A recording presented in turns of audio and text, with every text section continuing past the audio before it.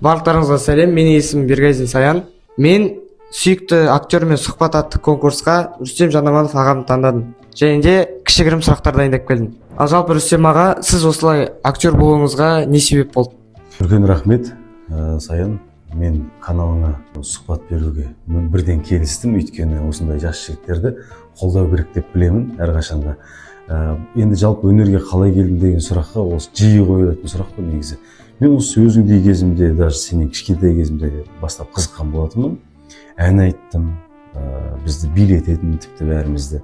Сондай үйірмелерге қатыстым, тіпті күреске, бәріне маған қызық болды, көп нәрсе қызық болды. Спорттан бастап өнер бәрі қызық болды.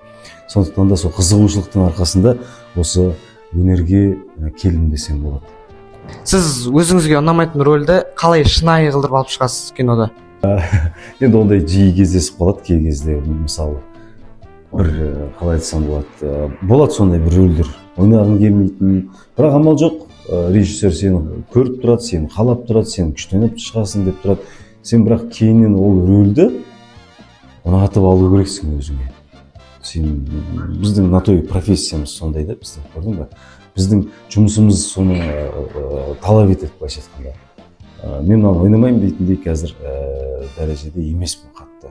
Ал сіз мысалы киноның сюжетін толық танысқаннан кейін қалай сіз ол кейіпкерді ойдан шығарасыз ба, әлде шынайы өмірге бүйтіп дәлелдеп осылай көріп ойнайсыз ба? Ол енді көрдің бе, әрқалай мысалы наблюдение дейді ғой. Біз осы уақытқа дейін қанша адамдармен жолығасың, көресің, солардың біреуінің әдетін ұрлайсың, біреуінің қылығын ұрлайсың, сөйтіп бір образға қосасың ақырындап.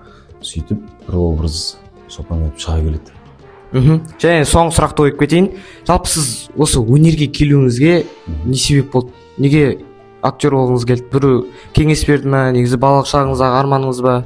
Мен басында суретші болғым келген.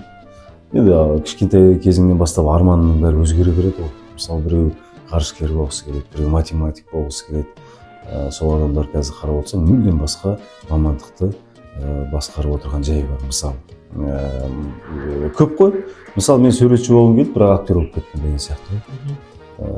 Солай. Назарларыңызға рахмет. Осымен видеоның соңына дейін жеттік.